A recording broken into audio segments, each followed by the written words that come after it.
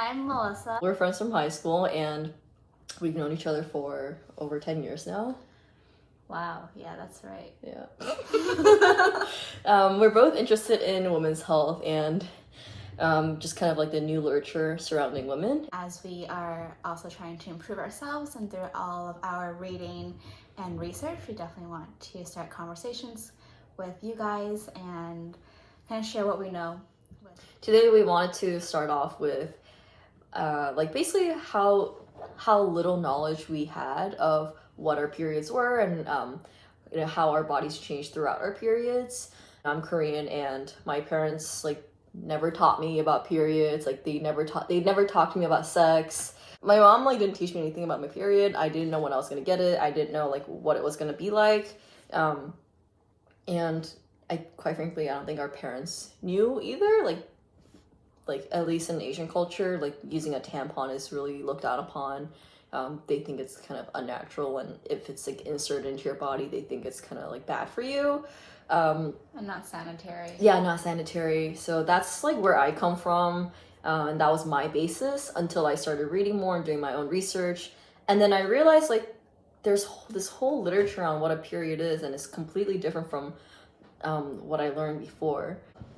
Yeah, I would say a fairly similar experience in terms of my mom not stepping in and teaching me, I think, things I would have wanted to know and things that I'm happy to know now. I distinctly remember kind of learning about periods first in sex ed, I think maybe 6th grade in middle school, where we were kind of shown videos about it. And one of my takeaways was that we shouldn't use periods as an excuse to get out of PE class, and that exercise is actually really good to do on your period.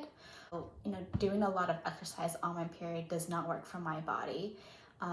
In fact, relaxing and reducing stress in my body actually makes the menstruation cycle or phase flow way better for me.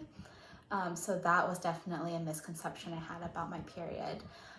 Some of the things I would say my mom did get correct, she would really prohibit me from having cold food or frozen food on my period, which works for me. I mean, maybe it's just placebo and she's talked my ear off, but I do find having warming broths or just hot water on my period really helps. It's such an inherent part of our bodies, and it's not just the simple fact of blood coming out of us. It's just there's so much more that's tied into that.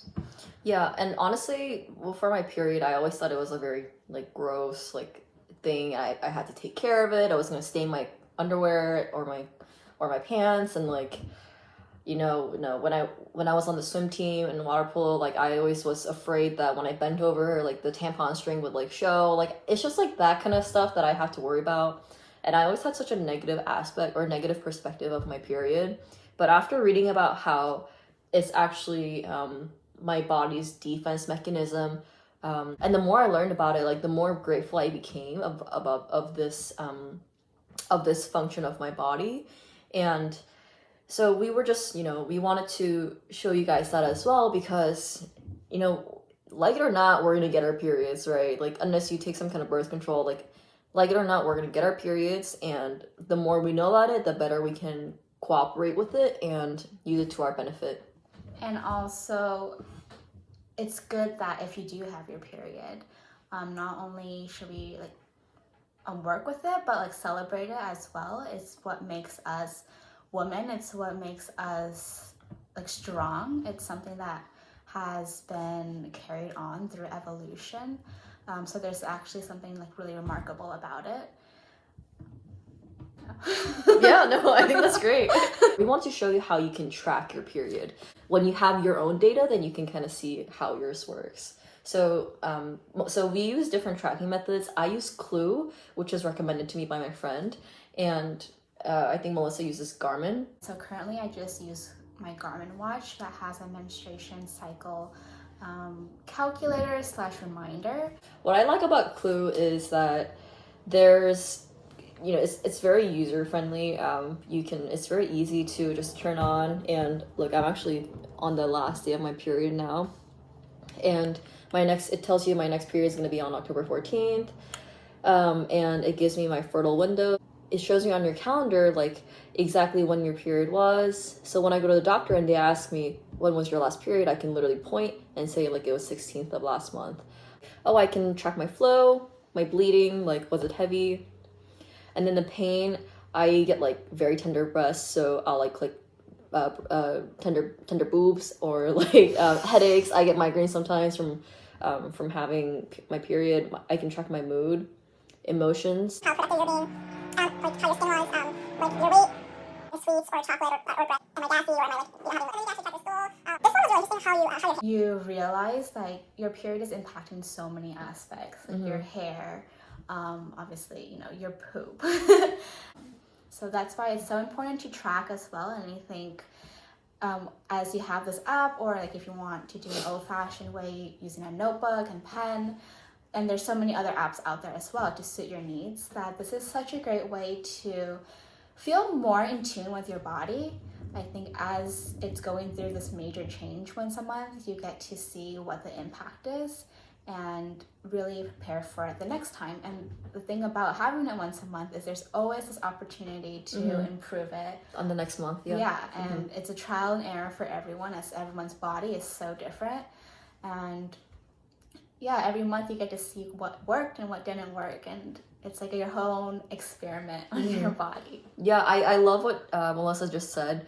Like each month you get a new chance. Like each month I get to test like what happens, you know, if I take magnesium every day. Like what happens if I change this? And you know, people always think that periods, or the sense that I had of periods were that they were very erratic. They're like kind of in this like ether of like womanly nonsense. And like I didn't know that this was something that could be decoded, tracked, and managed. And I love that that's something that I can do now. Like I feel more prepared. I can trust my body more. Like I know how it's talking to me. And one of the big things was like when I started tracking my appetite and what I craved, I realized that like, you know, it's okay to let myself have like chocolate on the 14th of every month. You know, I'm not gonna give myself crap about that. Like I'm more forgiving because like before I would have just like been really hard on myself and been like, oh Jeannie, you're eating so many sweets this week, or you're eating a lot this like today, like why are you doing that? Like can't you just keep it up? Like can't you keep up your diet and stuff? But now I'm like, dude, it's my period week. Like this is the body's working a lot. Yeah, my body's on overdrive and like it's producing hormones to make me more hungry. Like I'm not gonna fight against that. Like there's no point. So I'll feed myself, try to make better choices. But like, you know, our bodies are not the enemy here, you know? Our periods are really different actually. So I have really bad cramps. It's hard for me to get out of bed. I normally don't like to plan like any social events or anything that requires me to be away from the toilet. Is it that bad? I need to go. And like I think it like aligns with cramping as well, just that push in my lower body. So, and then hearing like your story and then like other people, like their periods aren't like this, you know, it's very different. The color of your blood is different. You know, my period is very unique to myself, and other people have their own stories. And that also means that we can change our periods too. So it becomes, you know, maybe more similar to someone who has a really good period. And it doesn't have to be the way that you're used to.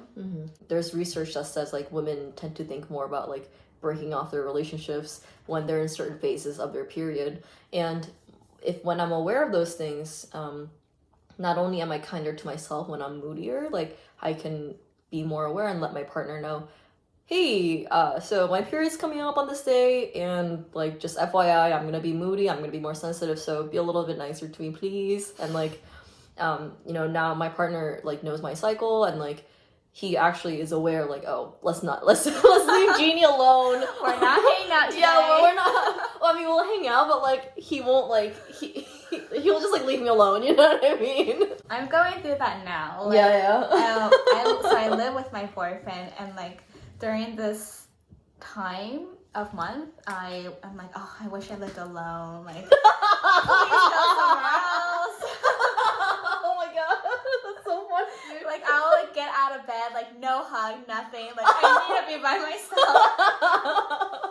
I think it also will like break down a lot of the stigmas about women and how, you know, they're being bitchy, they must be on the time of month. I mean, there is some truth to that, I would say. Yeah. Like, during that time of month, we are changing. Mm-hmm. But instead of being other people being ignorant to that, you can educate them, especially the people close to you who you don't want to hurt unintentionally, and let them in on, you know, what your body's going through. Yeah, you'll only benefit from knowing more about your own body. So that's where we come in, and we want to do all the research for you and like let you know what we find. And like I said in the beginning, I just want this to be helpful, and yeah, hope it helps. Do you have any last words? I hope you guys start tracking your period. You know, just maybe keep it simple. It doesn't have to be a whole blog, essay, anything, or at least just download the Clue app. And, you know, happy tracking. Yeah, happy tracking. Bye.